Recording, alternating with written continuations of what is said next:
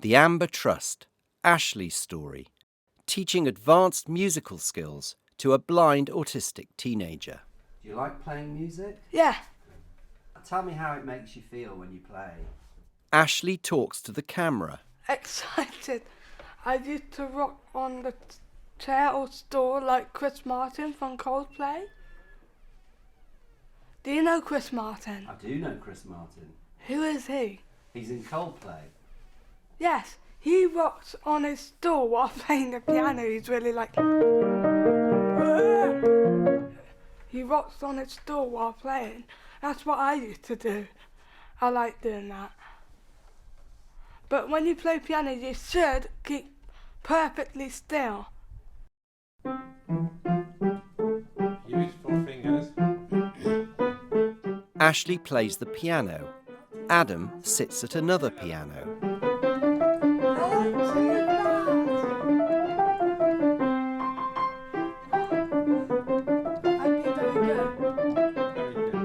Ashleigh's dad, Steve.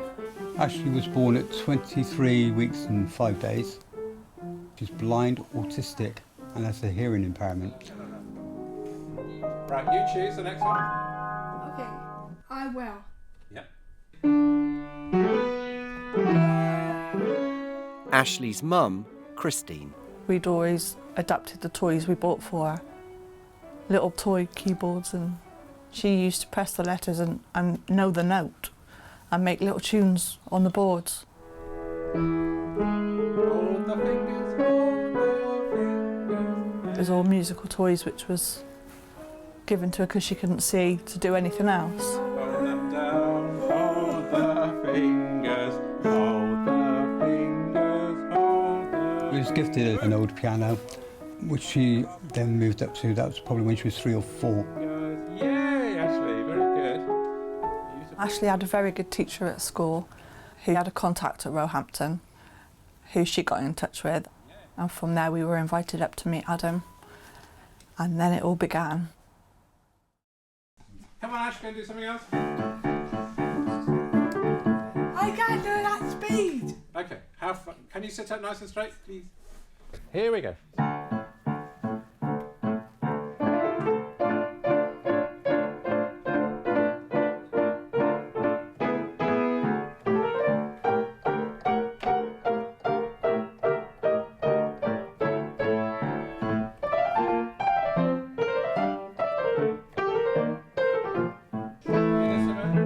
When you approach teaching a sighted child, there's a kind of traditional way of doing it. So the child looks at some music, the teacher shows them how to hold their hand, and they map what they can see onto what they can hear, copying the teacher by looking.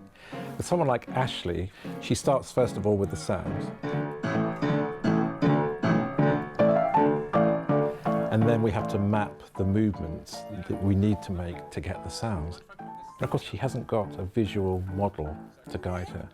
Yeah, it's okay. Ashleigh, when you do these bits, you need a lovely, brilliantly strong little finger. Really strong finger. It's really important that we feel comfortable, and Ashleigh sort of gives me permission to touch my hands, and I can touch her hands.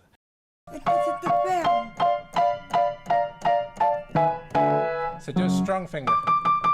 It is the appropriate way to teach a blind child. And usually it's her hand on top of mine. So she's in control, she can feel my hand. And then she maps that model and thinks, yeah, I can copy that.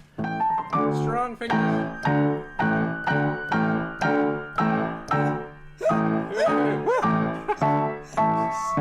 Now, hard bit. My ambition for Ashleigh is that her technical ability should not, in a way, handicap her fantastic oral ability. So all the work is really about technique, technique, technique. And then she's emancipated. She can play whatever she wants. Really good play. Beautiful. Why really quiet? Why are you angry? Because I don't want to interrupt your playing. A beautiful tune. A flute. She would play any instrument you gave her, and she would find a way of getting a tune out of it. Tell me about all the instruments that you can play, Ashleigh. Saxophone, piano, guitar, drums, recorder, keyboard, organ, melodica, and there's more, etc., etc. What one could be Beyonce? B is a E. There's not a Y, is there? I got A lot of people think children with autism and who are visually impaired won't be creative in some way. They think they're like parrots, they can echo things. Y. O. Right. N. Yeah. There's C. Yeah. You made a piece using Beyonce's name, and when a letter in her name wasn't on the keyboard, Ashleigh just assigned, so like F sharp was Y, I think.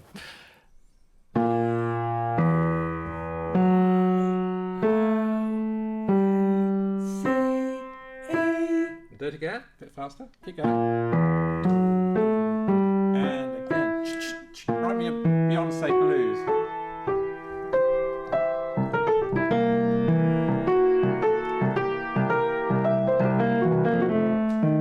Go on, let's do it.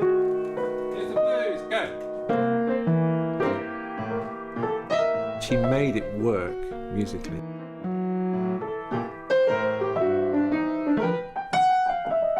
And then she improvised a lovely blues.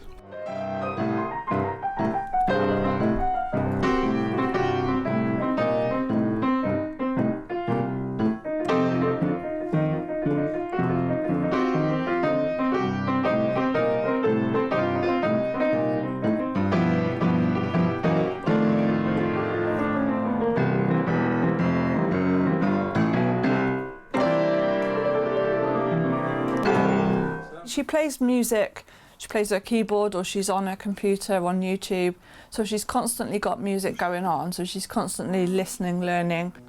And we do record all the lessons that she has, and then we'll use that as a tool for her to learn at home.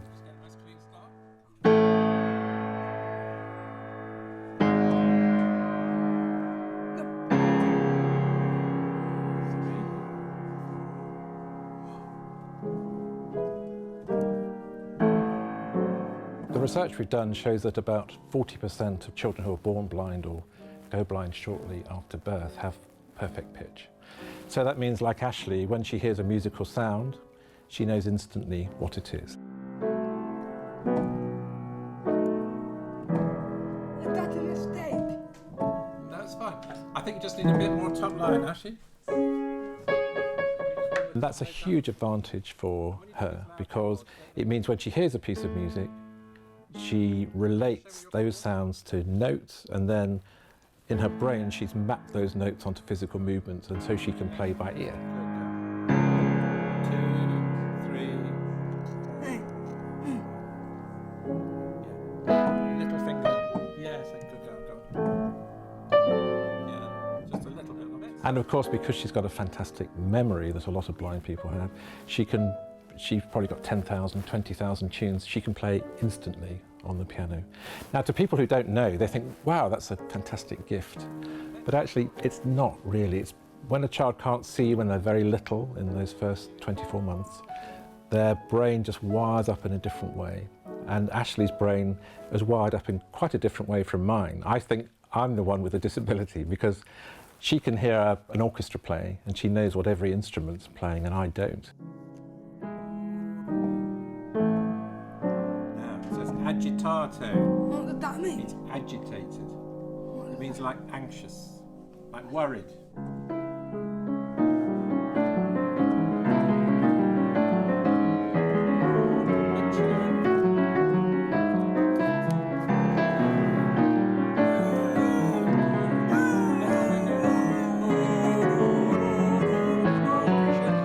A lot of time you'd phone somebody up and say she's blind, autistic, and they'd just say, oh no, we haven't got space, without even meeting her.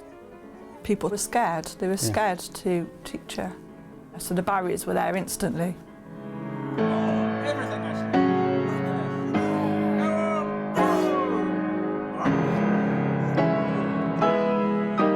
grouped into a sort of a disability category.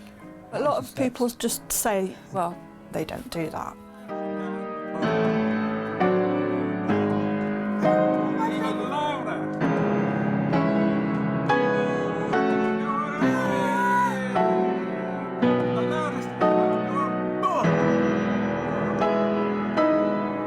You have to force people to take a look and say, well, she can.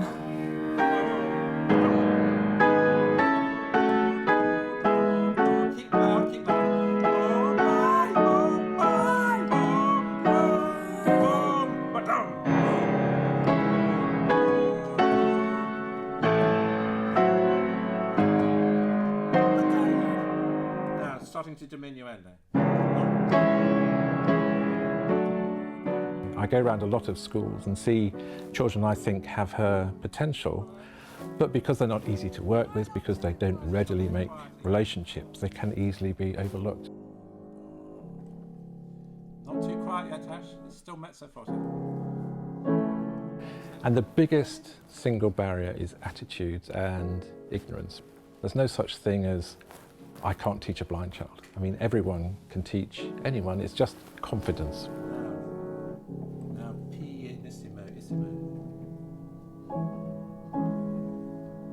Keep your hands on the keys. 2, 3, 4. Wait. Very gently move your hands up. Very slowly. Why are you doing that? Because that's the end of the piece and the audience will be listening and watching you. And stand up, won't you? How do you do your bow?